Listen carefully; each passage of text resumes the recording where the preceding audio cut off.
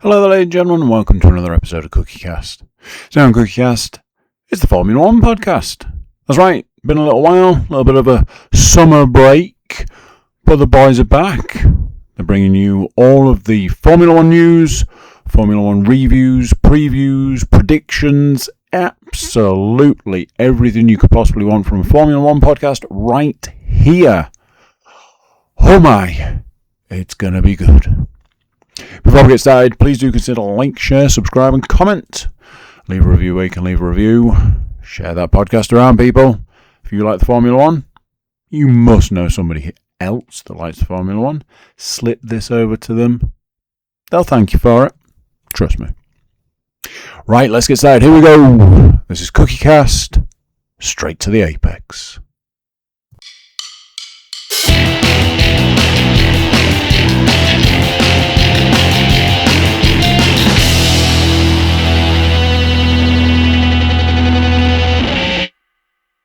Go. Welcome, guys.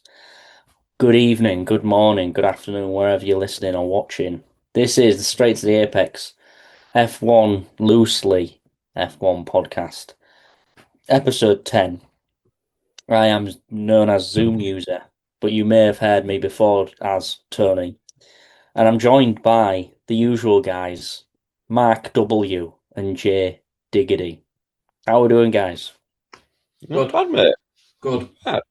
Less rugby talk, the better. But can't win it all again. We can't win it all. Hull Kingston Rovers are very up and down, shall we say? Very up and down. Still in the playoffs. Still get fourth.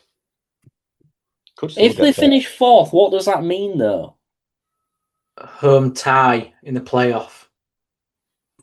Yeah. Because the top two get a bye, don't they? So we would get a home tie for the first round. If we finish 6th or 5th, we're away every game, basically. I think 4th has gone personally now. We've got Wigan next week. Toulouse Saturday, Wigan next week. We've also got Saints team to play. Look, it is what it is. We're not signing a 38-year-old halfback for next year. We're all right. They keep making the same fucking mistakes, don't they? That other team, and I don't. How many years are they going to go by just signing a 35-year-old? Oh, let them. I mean, Cherry Evans, if you do like Formula 1, with you being an Australian, please listen to our podcast for all of 2 minutes, and we will probably be laughing at you when you get injured within 7 minutes of making your debut next year. There's a lot of people saying that he hasn't been that injured that much. He has. He's a bloody good player. He's a bloody good player. But prime time to come over here and get injured. That's what I'm saying. Oh, absolutely. Yeah, that's what I'm saying. But we'll see. We Hull KR hired big players from overseas. That was the icing on the cake to our team. The final piece of the puzzle. They're hiring these guys as the foundations, and we've all seen this story before. They get injured, and before you know it, they just fucking sink. So, yeah, we'll see. Mm-hmm. But there's been a bit of F1, hasn't there, as well? I don't know if anybody's seen. What's F1? We're about a former driver.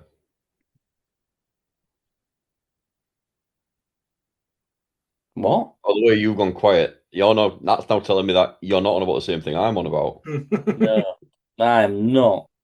Would you like to allude there what you are on about? So, Isaac Hadja is injured. Oh, hot off the press. That is why, guys, we've delayed for 3 weeks. We called it. We called it. It's come out today. We called it last week. We nearly recorded last week. We said, let's just wait another week. Summer break. There's bound to be something that breaks. Yep. Isaac Hadja's wrist. What's he done to his wrist? Do we know? Don't know. I haven't looked that far into it because I was more shocked about everything else that's gone on the form there. So obviously he's out. So Liam Lawson is going back to Red Bull to replace him. And Yuki Tsunoda is coming back into F1 to drive for Racing Bulls. You couldn't write this stuff. You couldn't write it. Liam Lawson, you're not good enough for Red Bull. Go to Racing Bull. We need you for one race. Yeah. Yuki, you're not good for Red Bull. Be a reserve driver. We need you for one race as well. Pretty embarrassing. Pretty embarrassing. That's the same as when you was like in your early 20s, gone out for a night out with the lads, got completely wrecked, and then when you wake up in the morning, you realise you've called your ex-girlfriend when you got home, and you're like that. Oh shit. 17 calls. Oh no, what have I done? Yeah. Yeah. I mean, again, we called it last year. I can already write Drive to Survive next year with Liam and his clipboard. I'm back. Yuki. I mean, it'll be like about this tall on the camera on the stool. I'm back. I'm seeing that gif from The Office where Michael just pulls over and goes, "It's Britney, bitch." Yeah, interesting. I mean, there was also other breaking news today as well. I don't know if Tony was alluding to this one. Maybe he thought, if he didn't realise it was the Hadjar one. Carlos Sainz, who's been very angry at Williams and not been very happy with the car, he's going to leave. I mean, it was on Drive to Survive at the beginning of the year. He's not staying in this mediocre team. Has signed a new long-term deal. Is that not what Tony was on about either? Was you on about either of them? No, I was on about none of them, Ray. Oh, well, what have you got then? This is going to be something even better then. I mean, Nothing. No. Nothing. And that's episode 10, ladies and gentlemen. Thanks for joining us. See you next week. Nothing. I was getting really excited then. I was like, fucking hell. If whatever Tony's got to say isn't what me or Mark had, this must be good. And I was expecting some fucking weird announcement like Nigel Mansell's coming back for one or something stupid like that. But Aston Martin have now got the engine from SpaceX, so they're actually going to maybe finish a race. Apparently they have upgraded their power unit. Apparently they have. Yeah. Yeah. Well, I spoke to Lawrence Stroll personally in my dreams, and he's breaking news. Big things are coming for Aston Martin. Big things. So you just wait. Everybody needs to wait. That's all I'm saying. I can't wait for the hat to be swapped. Can't wait. It's going in it. In the dream, when he was giving Lawrence advice, was it just, look, Lawrence, all you need to do, just throw more money at the problem. It solves all problems. Just keep throwing it. That'll solve it. Yeah, to be honest, he was naked in my dream. That's weird. Was you telling him that you was the problem? No. You could sort the problem. Come on, Lawrence, make it rain. Make it rain. Make it rain. No? I can't really speak about anymore what happened in that dream. Wow. Yeah. Would you end up on a certain island? No. Was you hugged by a prince who can't sweat? No. It wasn't some kind of dungeon. Was there a guy in the corner playing a didgeridoo? No, but the guy was like lowering a basket down the well and saying, it puts the lotion on its skin, or else it gets the hose again. No, none of that, to be honest. No. Cool. Sorry, kind of that. Everything you just said kind of went over my head. So yeah, what races have we had? What races? It's been a long summer break. The last 3 weeks, none. Has anybody else? Have you heard anything in the summer break? Has anybody had anything? Anything at all? Apart from that, released a new song.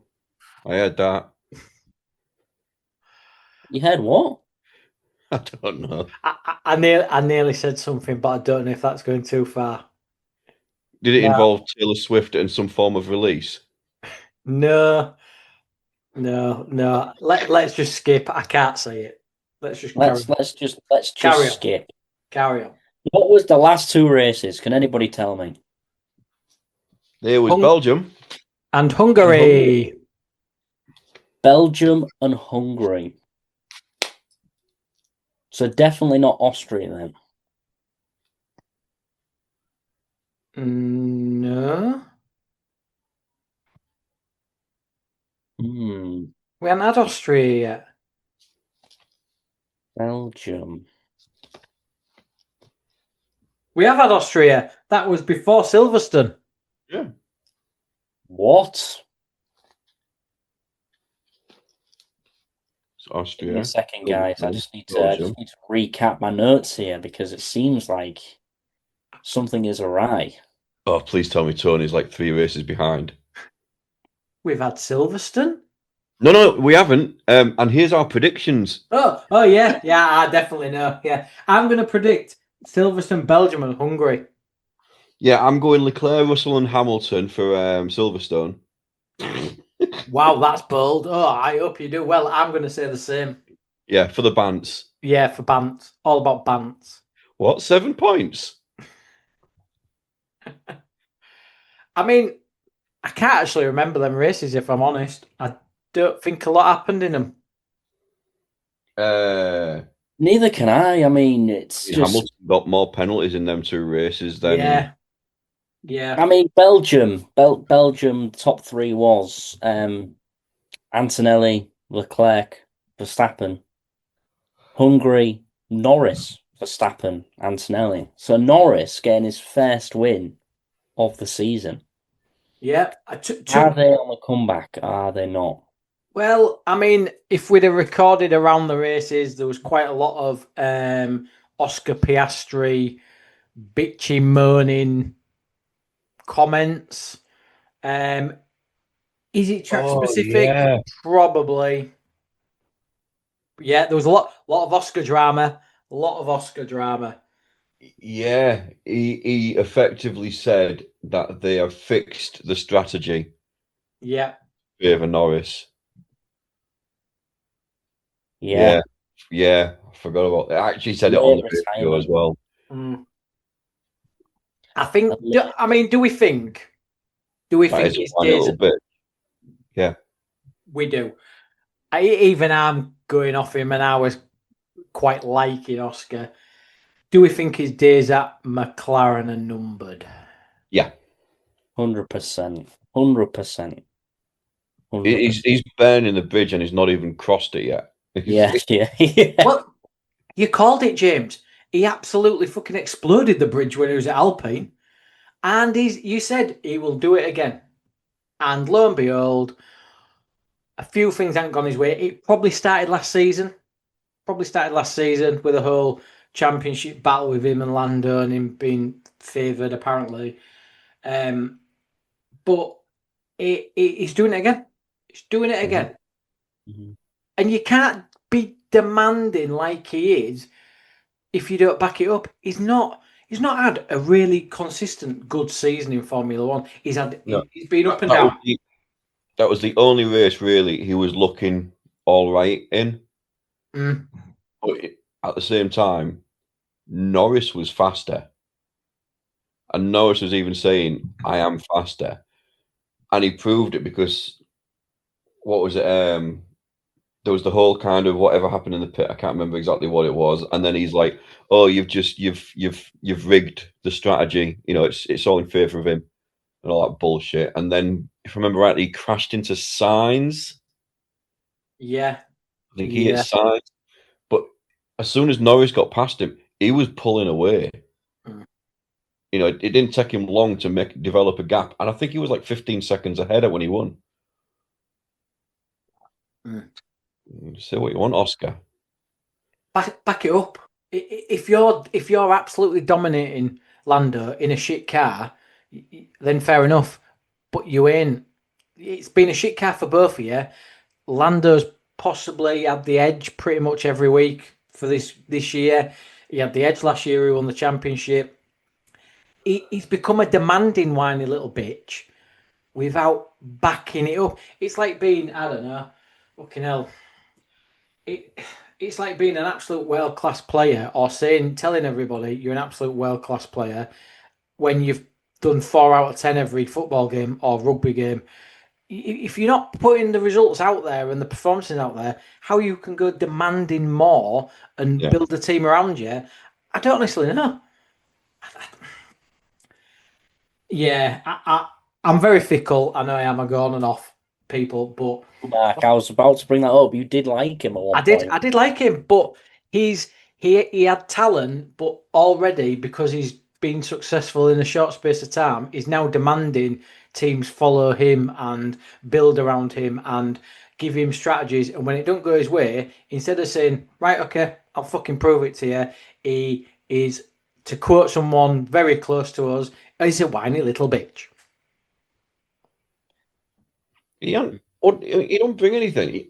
I don't think you can make a demand on, right, this is how you build a team around me and stuff like that, if you don't bring anything to the fucking party. I think the only people who can actually turn around and say, go up to a constructor and say, I'm coming to you, and this is what you're going to do. And that's Hamilton and Max. Yeah. I don't think there's any other driver on that grid that could do it. No. Alonso, I think, is overrated anyway. And Norris just isn't like that. No. Norris is loving He's quite life happy to do his own thing. as a world champion. Hey. George, things aren't going George's way at Mercedes. He's been a little whiny bitch. Is he as bad as Oscar? No, he's not. He's got some good reasons, though, to be a whiny bitch, hasn't he? Who, Oscar or George? Rock George. Because he's boring? What's his reasons? No, reliability concerns. Look, that's just luck, innit? That is absolute pure luck. Mechanics don't go out the way to miss fixing parts. Look at Lewis's car. He crashed. Was it the first of the 2 races or the second of the 2 races? I think he crashed in P3. It might have been Belgium. Yes, Russell DNF after lap 1 contact with Lewis Hamilton. Yeah, but Lewis crashed in practice. They then got his car ready. He got into quali and he went, the car's not what it was. And they found out that they'd missed a part. They'd literally missed a part. But don't whine about it. He went, look, it's my fault. I crashed. I put him in that position. They then had 2 hours to turn that car around. I just have to deal with it. And yes, Lewis can get negative and everything, but it's luck. Racing is pure luck. You can have the world's best mechanics and there's a screw on turn 2 and you hit that line and 8 people hit that line and you're the only one that gets a puncture. It's just luck. Lewis had it when he had a bad car one year at Mercedes and he had all the problems. They changed the chassis, they changed the engine, they changed all sorts of bits. Unfortunately, George, it's just your year where everything hits you, unfortunately. Yeah. I mean, he's clearly got issues with the car. Yeah.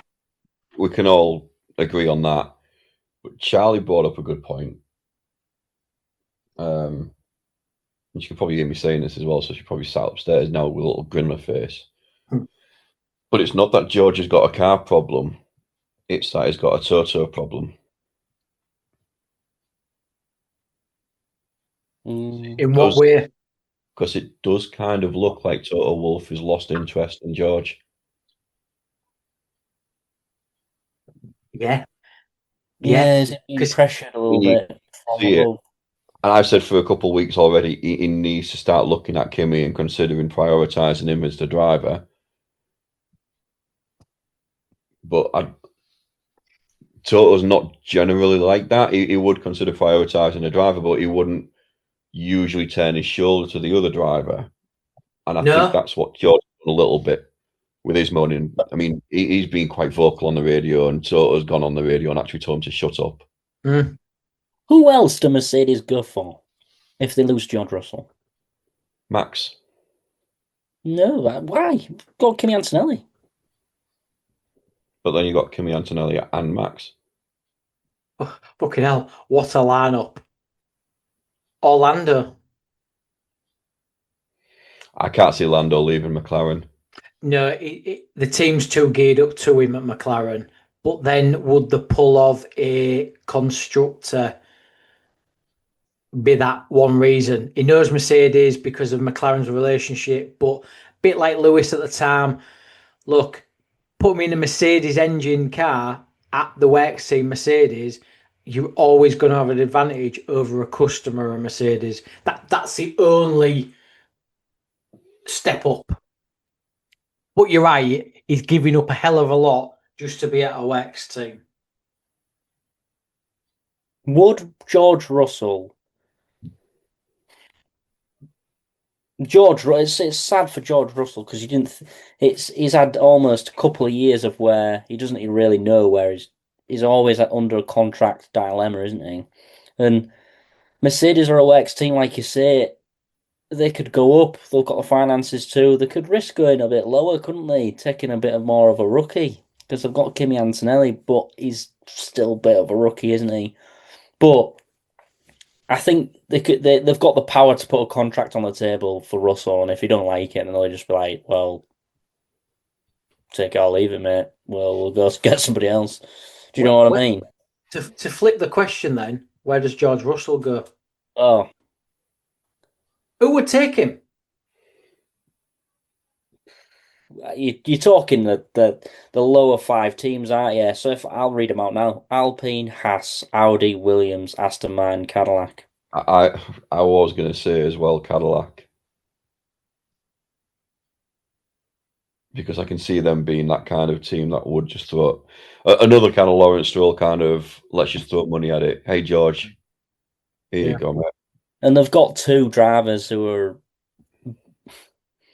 Well, they've got one driver that was a reserve last year, haven't they? Bottas, and then they've got Sergio, who's there or thereabouts. And it's you could say Haas as well. It'd be a Cadillac, and it'd be big to get George Russell in any of them teams would be an upgrade, wouldn't it? It would. Well, let's face it, he's not a bad driver. No, it's just, and he'd be a number 1, wouldn't he? Would be like, this is who we're going for. A bit like a science, a bit of a science at Williams, wouldn't it? Do you think, like, obviously, you've said that's quite an interesting thing with what Charlie's thought about Toto. When you look at it, and Lewis, when George was at Williams, he was Toto's little apple in his eye, wasn't he? Always talking about George. When obviously Lewis had that illness, we're getting George in, absolutely George. And then obviously George had a crash with Bottas. Want George's fault. Wanted to get him in the works team. Lewis obviously dropped the bombshell. I'm off to Mercedes. Right, George is coming in. Great. I don't know if George is then actually... I don't know if it's Toto just moving on to a shiny new thing, or if George has actually come and almost disappointed, because he shouldn't be getting beat by Kimi, however good Kimi is. Really, luck or no luck, he should have not dominated Kimi, but put more of a stamp on him. Has George Russell been a success at Mercedes? No, I think he's been a disappointment. Yeah, I'd put him as mediocre. Yeah. But it's his personality as well, or lack of. Because let's face it, you look at the drive. It's not just what they do in the car.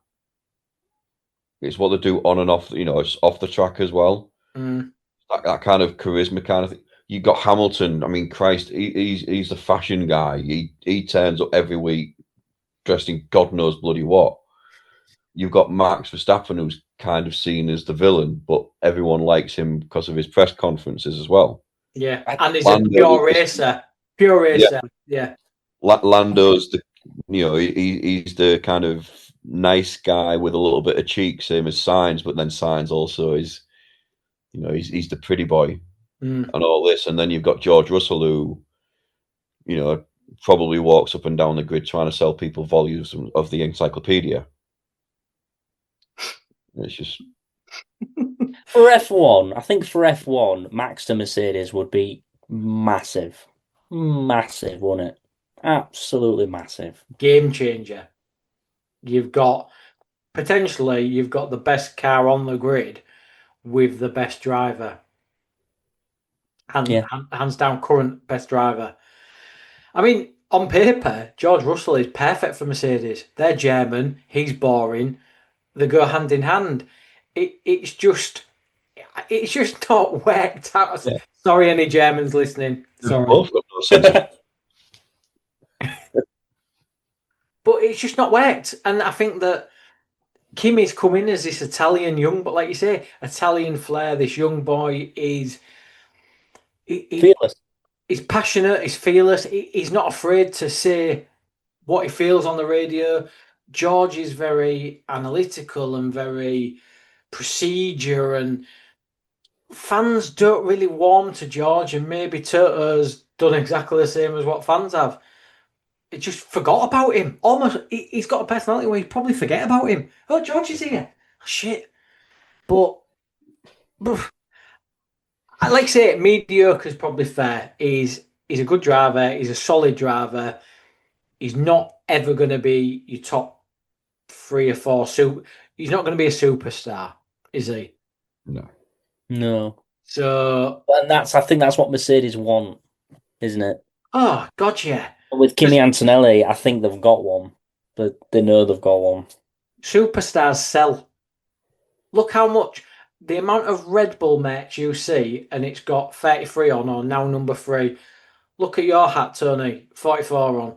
Look at Lando. Look, he's got a Lando stand at Silverstone now, and it's all papaya, and it's all his crazy design of his helmet and green. And George is just, like you say, he's a librarian. He hasn't got. I was just about to go down like cans of Monster and stuff like that. You've got the Lewis Hamilton monster. You've got Lando Norris monster. George Russell he'd just go on a fucking bottle of Buxton or something, wouldn't he? Evian. Just makes sense, doesn't it? Bill. Lewis left for Ferrari for a new Thank challenge and a George. huge contract, and to make to increase his legacy. Mercedes would offer a bigger contract to Max Verstappen. He would continue his legacy. It just makes sense in every way, doesn't it? Mm-hmm. Yeah. Yeah. Just Piastri. Hopefully, Piastri don't end up there. Fucking hell. I mean, there was rumours flying about that Piastri's nailed on for Red Bull. But I don't see it. Because do you know what? We're talking about Kimi Antonelli. Hadjar is a bit of a dark horse as a bloody good driver. And he's actually comes across really well in his interviews. And he could be an absolute solid star. Couldn't he, for the next 8-10 years? Would you really put Oscar Piastri next to him and undo it? I mean, it'd be interesting to watch, wouldn't it? Because it'd be like, who's going to fuck over who first? Well, yeah. Friggin' hell. Yeah, watch your back, boys and girls. You Who's need who first? Entertainment, isn't it? Mm. You won't have that bitchiness that you get into team, would you? It'd be Piastri's number 1 for Red Bull, Norris is number 1 for McLaren. Do you know what I mean? It'd be a fair game then, wouldn't it? Mm. Yeah. Yeah. I mean, what I will say, we're talking about teammates and thingies. None of us have mentioned Charles Leclerc. Like, he's just your guy that gets on with it. Like, we had, I don't know, we had Sebastian Vettel here, right? He was the big name. I'll just stay in the background and be solid, right? Vettel's gone. We'll replace him. Blah, blah, blah. Repeat. Lewis Hamilton's come on. They're never going to make him number 1 because Charles Leclerc isn't that type of person or personality. But he'll give you, again, he's a Dean Hadley. He's a 7 out of 10 every week. He's an 8 out of 10 every week. He might give you 1 10 out of 10 performance, but he's just going to be Mr. Consistent. He's never going to lead a team, is he? But he don't kick off. He don't moan. He's paid good money. He drives a Ferrari around, lives in Monaco. He's happy with that. it's just a perfect fit, isn't it? Yeah. It's just a pretty young boy, Monegasque from Charles Leclerc is in the jewel of the F1 crown, which is Ferrari, isn't it? Do you know what I mean? It just all fits, doesn't it? Dream Like, employee is your employee that literally you don't have to micromanage, you don't have to tell off. He's never late, does the work solidly. You can trust him with any work you throw at him. He comes in, does his job, goes home. He's just that one employee that you think he does a good job in. Don't go over, but he does a good job, good solid job. But you need people like that, don't you? You do need people like that. And just George fits is that, but he thinks he's more. He thinks he's an absolute global superstar when he's got the personality of a goldfish. It's a bit harsh on goldfish. I didn't mean Nemo, obviously a boring. Nemo's got more personality. Even Dory has. And she forgets who she is. Well, after that bitch sesh, let's bring it back, shall we? Does anybody else have any news before we go to a break, and then we could just run through the teams that we've got? Any more breaking news to No. the season?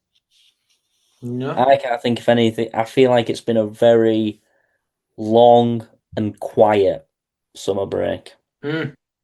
Yeah. Yeah. Yeah. Probably some big news that we haven't mentioned. There is one piece of news that we haven't mentioned that's just come to mind. Is that Here we go. Here we go. We said it'd have some. Come on. we've got another race, haven't we? We've switched. We've been Okay. added a race, haven't we, guys? Well remembered. See, you had it. It was there. Yeah, we have. We've had a bit of a shuffle. And is it in the Philippines, or is it? It's in South Asia, but I don't think it's in the Philippines.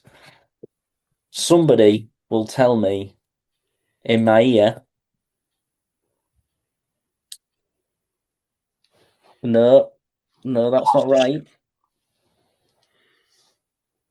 It is. It is. Just give me a second, guys. Just talk to me now. No, Culture. no, it's not Cornwall. I mean, I'm not quite sure. I'm looking now, and doesn't look like it's changed. Can you guys help me out here? Can't actually. Was it? It's not Saudi. No. Where is it?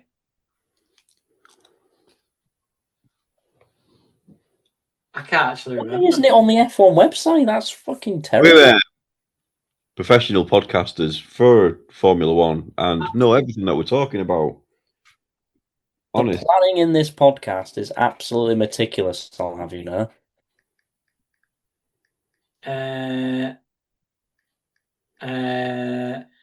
I can't actually remember.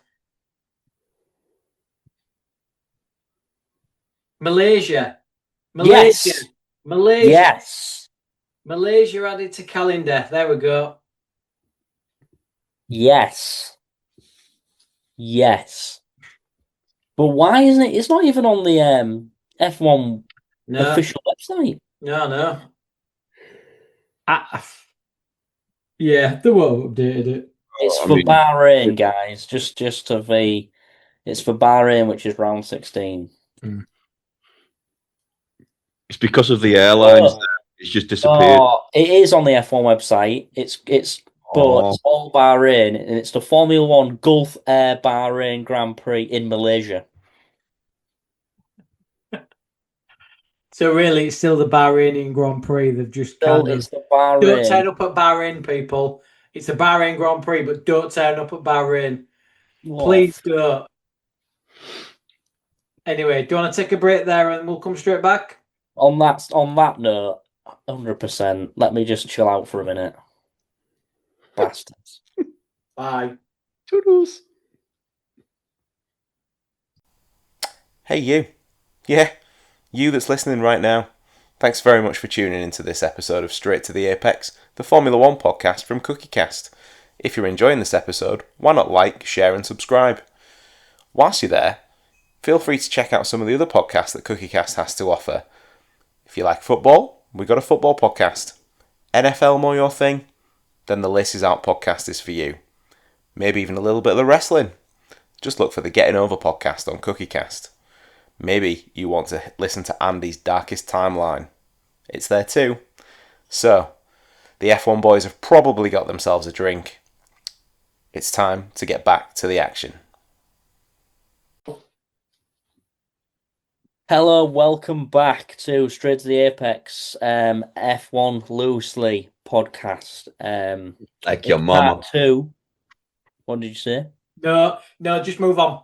I heard It's it. Part 2. Part 1 might not exist because somebody's computer crashed or Zoom crashed. So We're all right though. I've tested it. We're good. we're all right. So we're going to just quickly whip through the teams. We've all been given a team and we're just going to whip through them. Shall we start from the top, which is Mercedes? And who had Mercedes? Not me. Not me. That This guy with the Ferrari this hat guy on. had Mercedes, Nice. guys. I should have worn my Mercedes hat and talked about Ferrari. The I know. irony of that. Go. Again, guys, this podcast is so organised and the Just- preparation is meticulous. That's Yeah. all I can say. Just- So, in Belgium, Antonelli won Russell DNF after contact with Hamilton. In Hungary, Antonelli got P3 and Russell got P7 after an anti-stall dropped him from P6 to P21, which was disappointing. Reliability concerns for Mercedes. That's the only thing that's holding them back at the minute.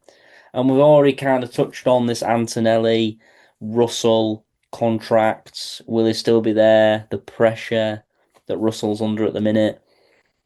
It'll be interesting to see how he does in the second part of the season. Yeah, not sure. Will he do better than the first? Yes or no?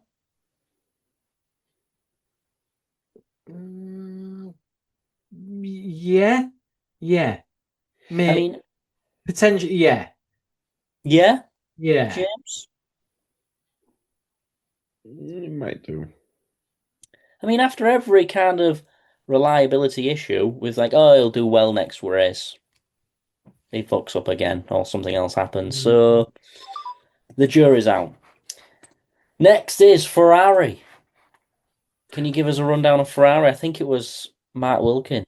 Mate, There so it is. Ferrari, currently second in the Constructors' Championship, comfortably ahead of McLaren, but a long way behind Mercedes. Like you just said, we've dominated the first half of the season. Lewis is sat in second, Leclerc sat in fourth in the Drivers' Championship. Hamilton adapted better to the Ferrari car in 2026 than he did last year. Consistently competitive for the first time at Ferrari, which is an improvement. Leclerc, again, he's had a crash in him, but again, he's had some high points during the season. But there is a feeling Ferrari haven't put everything together.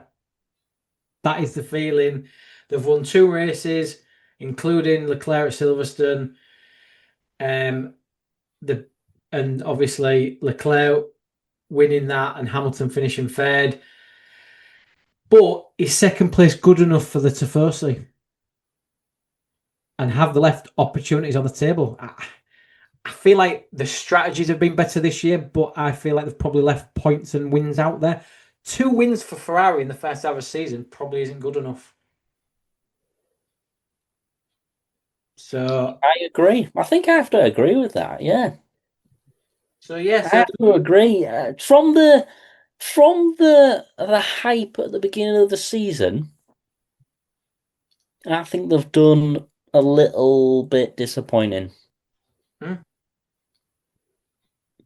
I mean, they've got an engine upgrade. They've had a little step. They've potentially got another step. But let's be brutally honest, there's always a question mark and doubt with Ferrari. Yeah. Like you just said, when are they going to fuck it up? And the power of Mercedes was absolutely Amazing. overwhelming from the start, wasn't it? So, Yep. if it wasn't for the George Russell reliability issues, they would be fucking flying, wouldn't they? Yeah, they would. Yeah. So, maybe they're doing okay. Will that continue? I think they'll still be second come end of the season. Yeah. Right then, who we got next? McLaren. Who has got McLaren? Who was chosen? J. Diggy. That'd be Give it me. to us. So, yeah, third in constructors, 220 points currently. But they are a clear third behind Mercedes with 379, and I think Ferrari's 307, something like that. Norris is around about the fifth in the Drivers' Championships. Piastri is seventh, but who gives a shit about fucking moaning metal there?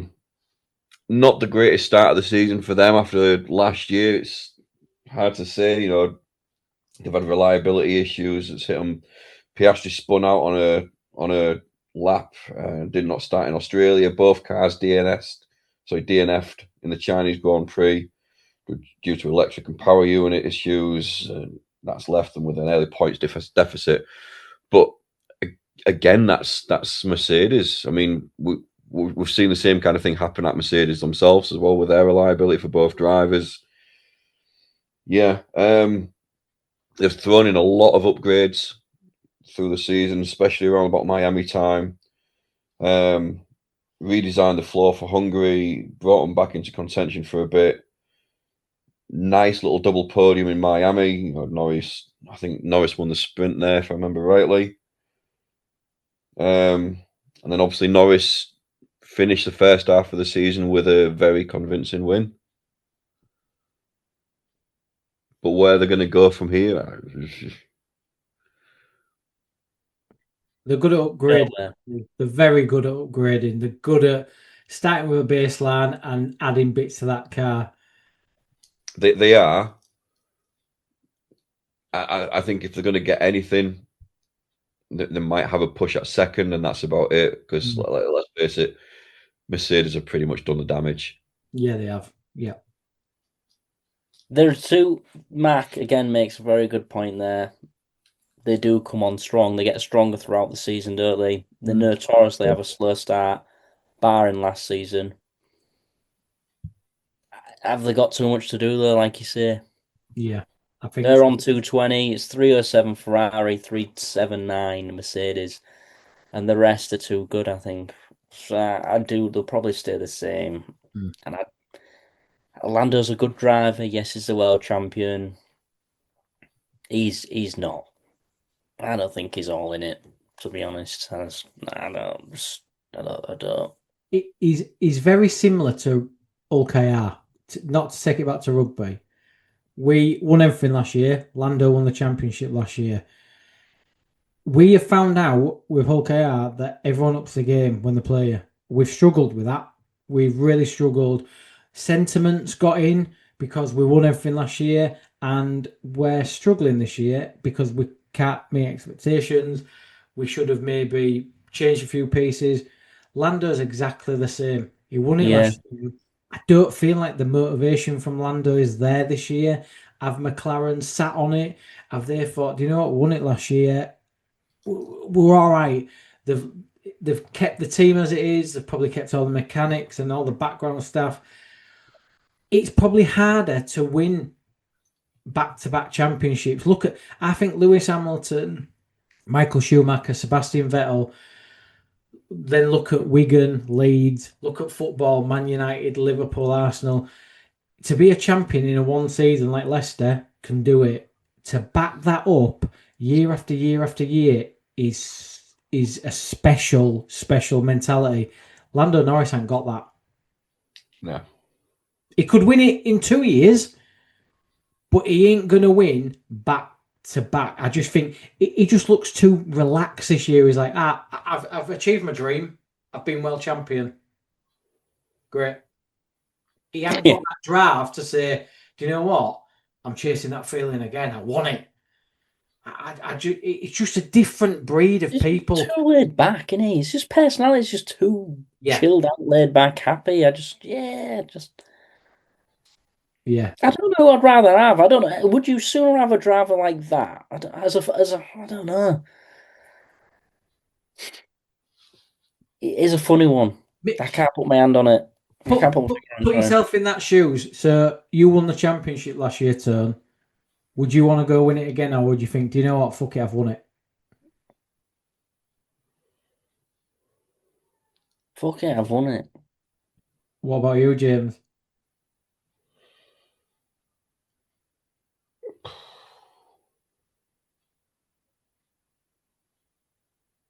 I think I would have that kind of a little bit of fuck it, I've won it, but I'd want to show the performance still, just to show this, it want a flash in the pan. Mm. Yeah, it's hard, isn't it? It's hard because you think, I've made it. I've achieved. I had a dream and I've achieved it. Now, some people sit back and go, "That's me done. Whatever I get from that is a bonus." Other people reset and go, "Forget last year. I want to do it again. I want to chase that feeling. I want to be the best again." And it is just an absolute shift. Vettel, Max, Lewis, they completely reset, don't they? And they're coming to that season, and they won't talk about winning it last year. They're just like, don't want to talk about it. A lot of things have to happen, though. A lot of things, time, place, a lot of things. Do you know what I mean? And I kind of do relate it back to the rugby because the local team, being a fan, and you've watched them for so long, and I remember saying it to a few people when Rovers won the World Cup Challenge. We'll never see them play like this good again. I highly doubt we'll ever see the Rovers play this well ever again, because I'll never see them play as good as that ever again. They were just fucking awesome, fucking awesome, and a lot of things had to happen for them to be like that. Same for Landon Norris. A lot of things had to happen. Yeah. We digress. They're going to finish third, I think. I think we're all agreed in that. Yeah.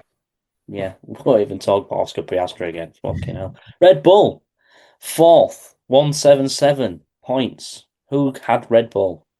Me again. So, Red Bull, currently 4th in the Constructors, 177. Max 6th in the Drivers' Championship, 109. Hadjar, 68.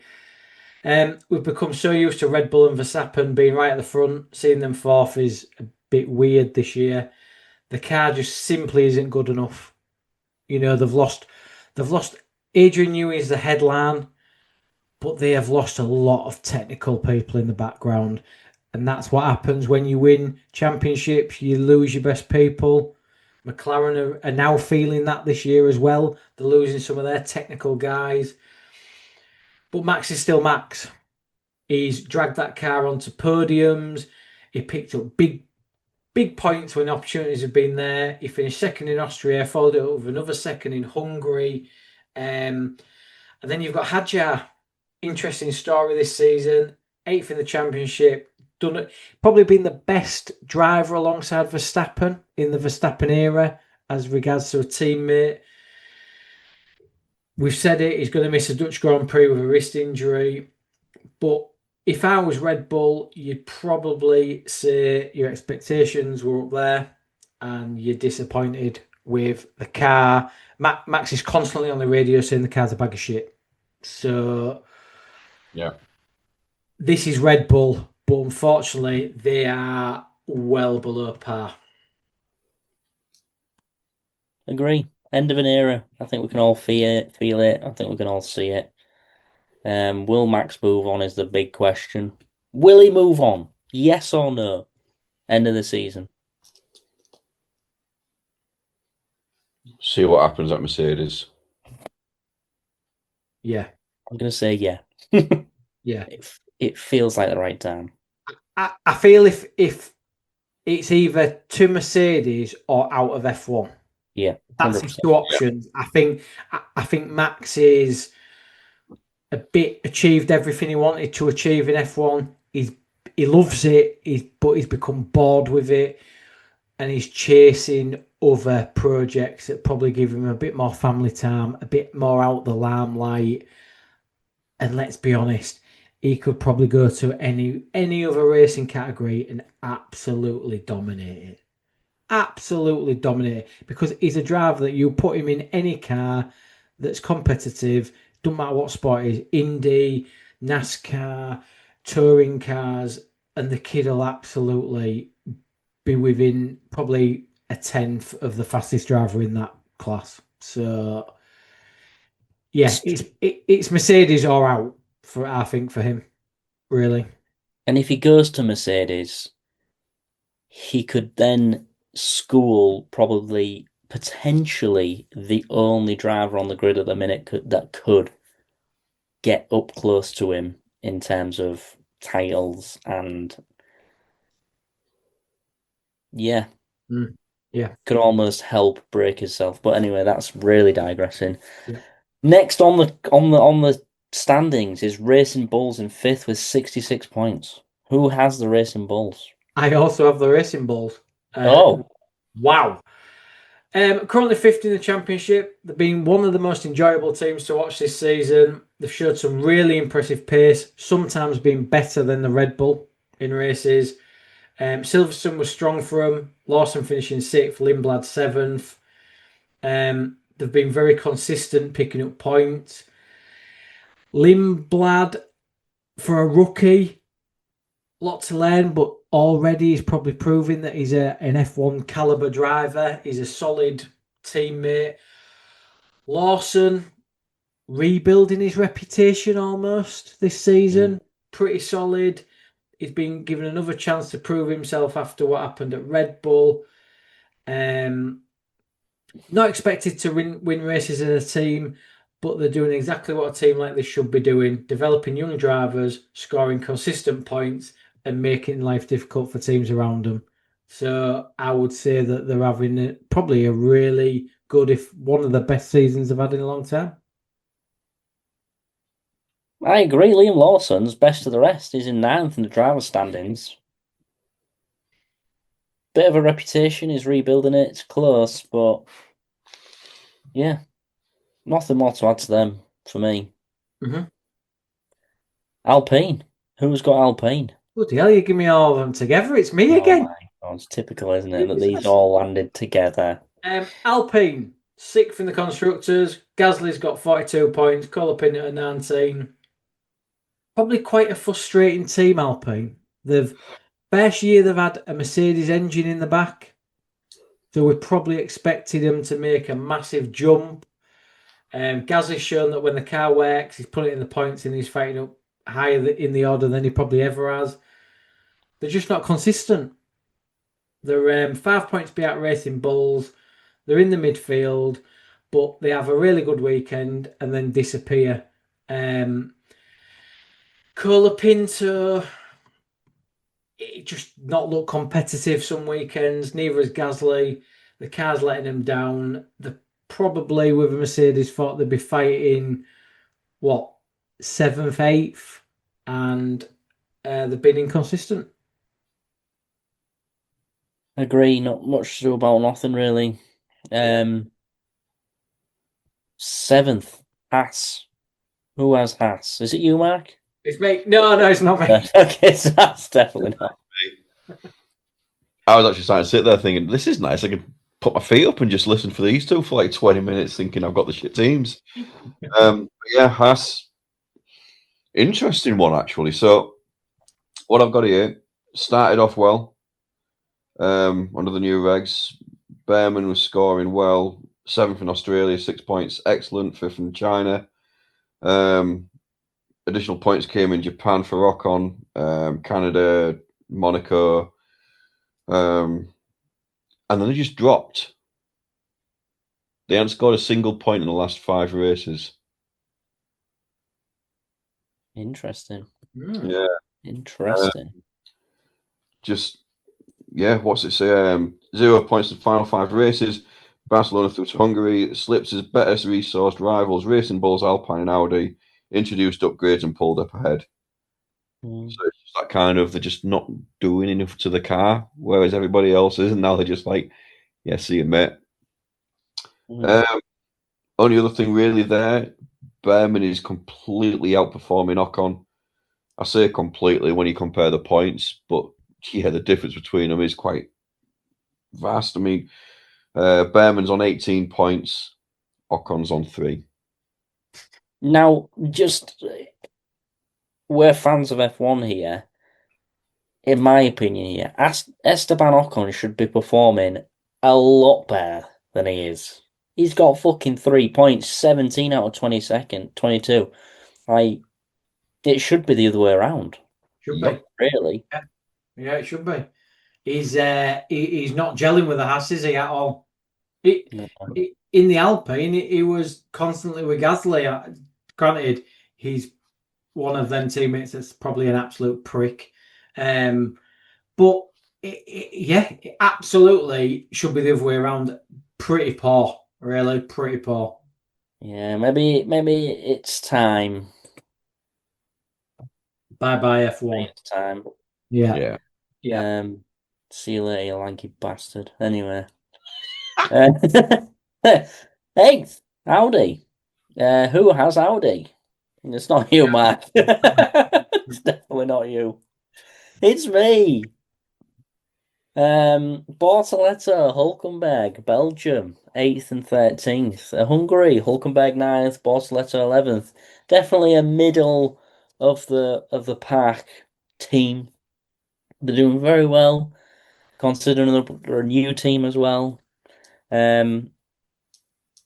Sometimes in the points, sometimes just outside. Binotto admitted that the Audi PU is still a second off the top teams. And they're exploring a mid-season ERS upgrade. Is Bortoleto one of the strongest rookies of 2026? Considering he is 14th and Nico Hulkenberg is 18th? Don't think so. No. I think it's just a mid team, absolute example of a mid team. Good debut season by Audi. Solid, we're not Cadillac, we're not at the back, but yeah. Typical mid team, yeah. Williams. Let's be honest, they're just crap, aren't they? We'll be honest with you guys, straight off the bat. Belgium 15th, 16th, Hungary 17th, 18th. Sainz got a penalty in that. They had a double stack pit stop under the VSC, was clean, but it didn't change the result. Vowles confirms that the FW48 is 20 kilos overweight and missing half a second of downforce versus the midfield. The B-Spec's chassis has been delayed to Baku, causing frustration internally. It was rumoured that Sainz was considering his options. However, hot off the press, on Straight to the Apex, signs a multi-year contract extension to remain with the team beyond 2027. Heard it here first. So, yeah. Don't listen to any other F1 podcasts. Check the news, Sky Sports News, or any F1 related applications on your phone. Yes. But they're pretty pants. 15th, 16th respectively. They've got 11 points, 6 and 5. Yeah. But shitter still is the power, the green machine of Aston Martin. They are the shittest team of all of F1 this season. Well, second to shittest team. Alonso 19th, Stroll DNF. Very poor race in Belgium. Hungary, they did a lot better with the B-Spec car, 13th and 14th. They had 16 upgrades. It is the worst engine on the grid, Alonso. You didn't need to say that. We all know that. They've got a major power unit upgrade coming to Zandvoort, which we alluded to earlier on. Yeah, they're shit. Supposedly they're going to do better, but is that just Is that just for the shareholders? Is that just to keep us on the hook? You decide. Next, we have Cadillac. They are the worst team. They have 0 points. Who has Cadillac? Is there anything to say about Cadillac? Well, I'm looking at the summary that I got, and I'm just going to read the first sentence and leave it at that. Completely scoreless after 11 races. Beautiful. And I think there's no more to say about Cadillac. Thank you, James. That was beautiful. Took me ages. That was in depth. You almost I was gonna say. you said too much about him. Yeah. I went all the way down the rabbit hole for that. There's a lot of research put into that. I mean, even the livery shit. Yeah. Yeah. Should we go to predictions? Prediction map. We've got about 5 minutes left, but We can squeeze it in, I think. we can squeeze it in. So Belgium. Mark, you was on 16. I was on 9. Tony was on 9. Mark, you went Antonelli, Hamilton, Leclerc. I went Antonelli, Russell, Max. Tony, you went Russell, Hamilton, Antonelli. So Tony, you got no points. Did a Cadillac. I got Antonelli and Max taking me from 9 to 13. Mark, you got Antonelli taking you from 16 to 19. For Hungary, Mark, you went Hamilton, Antonelli, Leclerc. I went Antonelli, Leclerc, Hamilton. And Tony, you went Hamilton, Leclerc, Russell. We all did a Cadillac. We all got jack shit. Yes. So we are starting the second part of the F1 season. Current standings. Mark is fairly comfortably in the lead now with 19 points, but I am starting to close in now with 13. And Tony, not too far off either with 9 points. I mean, this has definitely been the shittest season for predictions. Yeah. And if it wasn't, I'm sure did Mark get a 7 earlier on in the season? I feel like he did, and that was what bumped him ahead of everyone else. Yeah. Sure, he did. Race 2, China. Yeah. China.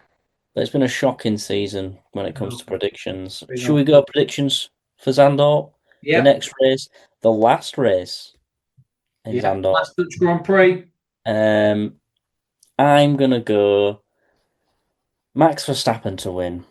Kimi Antonelli second. Bastard.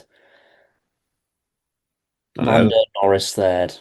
I was looking at George Russell and I was going to go George Russell, but Lando Norris came out my mouth. So. You know it. Who's going next? G Diggity after that snigger. So I've gone Antonelli first, Max second, Hamilton third. Wow. Okay. Mark Wilkin. These might sound very familiar to one of you. Oh, fuck's sake. Max Verstappen to win. He's a son of a bitch. Kimi Antonelli second, and Lando Norris. Oh, God. Protecting his massive lead. I picked them before you said it. I literally wrote it down a couple of minutes ago. And I literally have the driver's standings in front of me and I just literally off top of the head. So, yeah. We're brought up to speed. We've touched on some major points and news. We've insulted somebody somewhere along the way, which we usually do. Nice. Yeah. But yeah, it's good to be back. It's good to see some F1 again this weekend. Yeah. And it should be a good one. And it's good to see you guys as well. It's been a while. It's been a long time. Long time coming. But yeah. So, will there be a podcast next week? Should be. There should be. Because it's pretty quick fire now. What's the space? Watch this. Watch this space. Oh no, 2 weeks Italy. Sorry. Italy's the next one. But no. Could be next week, could be the week after. We will decide between us. You'll have to wait and see. Exactly. Thank you, Andy, as always. It's been a while. Hope you're good. But I mean, podcast season's kicking off again. Football, soccer, The wrestling. wrestling's probably still going. But yeah, CookieCast is the place to be. Spotify, YouTube, SoundCloud. We're still waiting for the Tony Andy podcast collaboration. Teased us for months and months. Teased you for months. It's going to be so good. You two are working on it in the background. It's going to be. It's going to be a monster when we do it. It's going to be a monster. Will it come out before Grand Theft Auto 7 though? Oh, maybe they're in collaboration with each other. Maybe it's the same people working on both projects. Maybe. You'll have to wait and see. But no, thank you guys, as always. And we'll see you soon. See you later. Bye-bye. So there you go, watching that. Another one done, another one gone. Great to see the boys back and in top form. I'm sure you can agree. Before you leave us, if you haven't already, click some buttons. Click all the ones around where you can see it.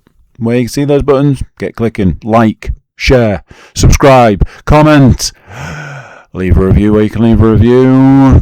Check out the website, thecookiecast.com. There we have social media links and an email button, and that way you can get in touch with us. That's it for this one. Until next time, I'm going to say bye, and I'll see you then. This has been another episode of CookieCast. If you enjoyed this episode, please like, share and subscribe.